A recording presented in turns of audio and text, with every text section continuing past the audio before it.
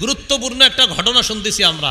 রসুলকে জাদু করেছে জুরাইক গোত্রের এক ব্যক্তি, বনু জুরাইক গোত্রের এক ব্যক্তি। সে হলো ইয়াহুদি, তার নাম লাবিদ ইবনুল আসম। বলেন লাবিদ। এই লাবিদ রসুলকে জাদু করছে। তো জাদু করার পর কিভাবে জাদু করছে এটা আবার মুসনাদে আহমদ সহ অন্যান্য বর্ণনায় আসছে। এই লাবিদ কি করছে, তার মেয়েদের মাধ্যমে রসুলকে জাদু করছে।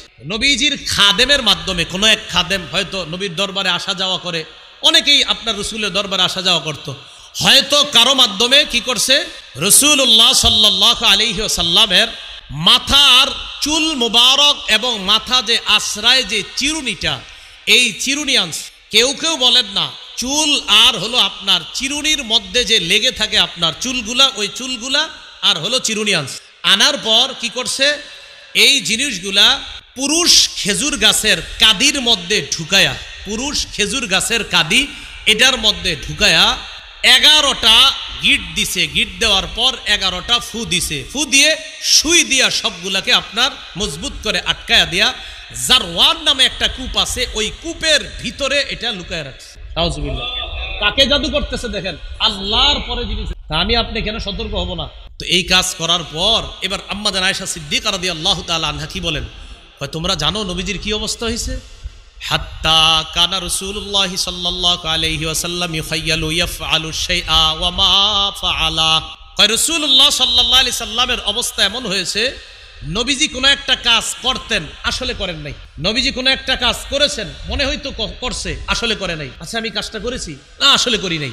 তো নবীজি বলতেন আমি এই কাজটা করেছি, না হুজুর আপনি করেন নাই তো, ওহো হা হা করি নাই। মানে ভুলে যাইতেন এমন না, মনে করাই দিলে মনে পড়ে যেত, হা হা করি নাই। তো নবীজির মনে হইতো আমি কাজটা করেছি, তো আম্মা জান আয়েশা বাকি যদি হুজুর করেন নাই, ও হা হা করি নাই, এরকম হইতো অবস্থা। তো আম্মা জান আয়েশা বলেন, নবীর যখন এই অবস্থা হয়েছে, রাসূলুল্লাহ সাল্লাল্লাহু আলাইহি সাল্লাম খুব পেরেশান হয়ে গেলেন।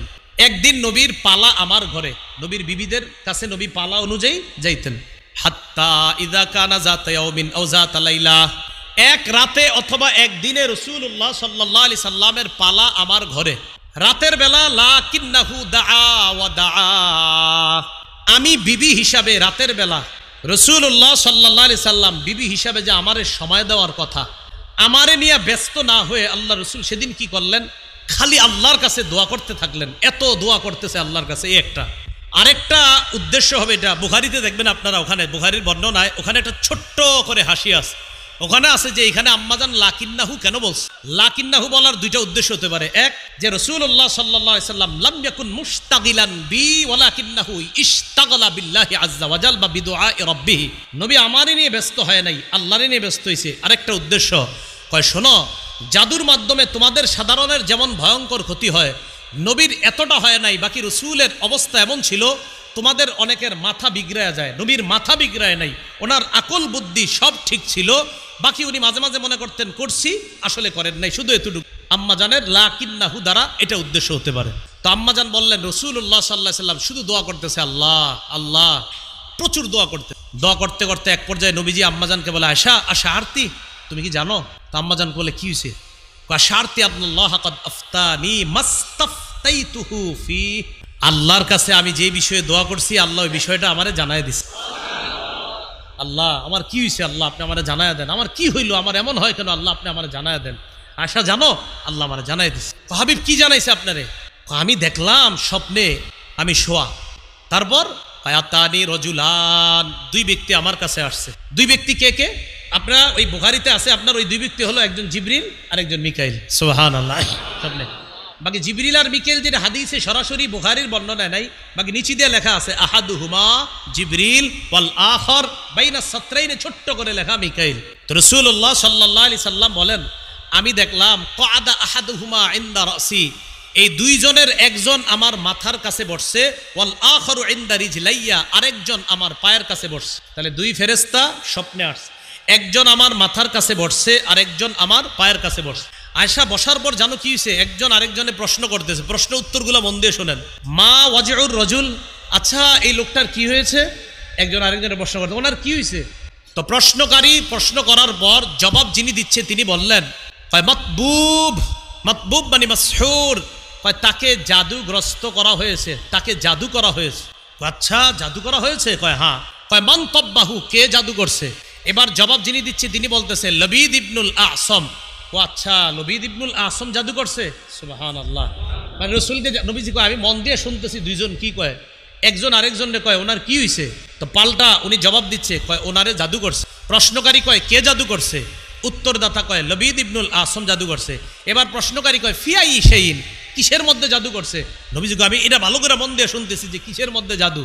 এবার জবাব যিনি দিচ্ছে উনি বলতেছে ফি মুশতিন ওয়া মুশাতাতিন, কয় চিরুনির মধ্যে, ওয়া মুশাত আর আসরানু যে চুলগুলো আছে এই চুলের মধ্যে জাদু করছে।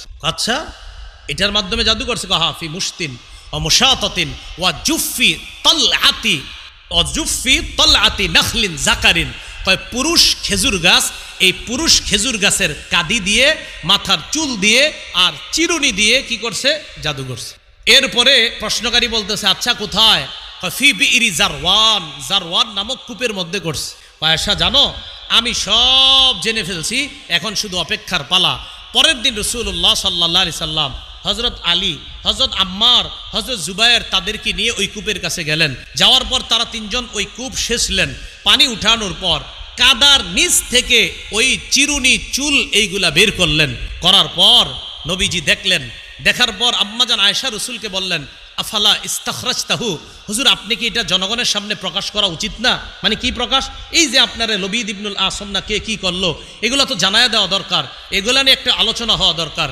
নবীজি বললেন আয়েশা কারিহতু আন উসাব্বিরু আলান নাস ফিহি শাররা, আয়েশা যে বিষয়ে ফিতনা হয় এই বিষয়ে আমি এড়ায়া যাই, এইগুলো আলোচনা হইলে আরো বেশি বাড়বে, এই আলোচনা আমি আনতে চাই না।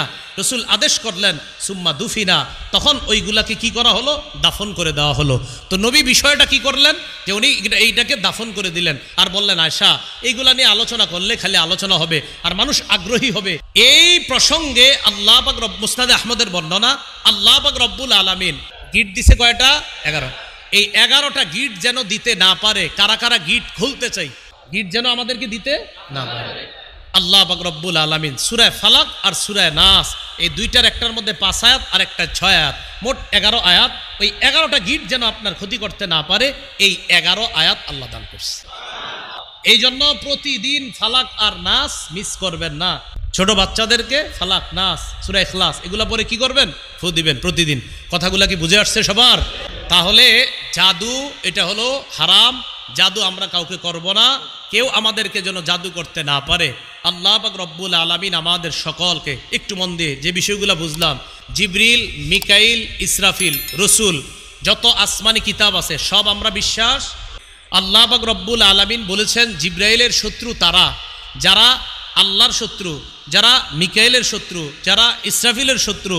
আর আল্লাহ বলেন জিব্রাইলের শত্রু ইহুদিরা, তারা জিব্রাইলকে শত্রু মনে করে। আল্লাহ পাক রব্বুল আলামিন আরো বলছে ওয়াদা ভঙ্গ করা ইহুদিদের স্বভাব, আমরা কখনো ওয়াদা ভঙ্গ করব না ইনশাআল্লাহ।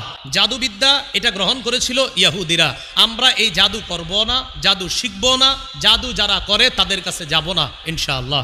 আল্লাহ পাক রব্বুল আলামিন আমাদের সকলকে যেই কথাগুলো আমরা এতক্ষণ শুনলাম বললাম, আমাদের সকলকে আমল করার তৌফিক দান করেন।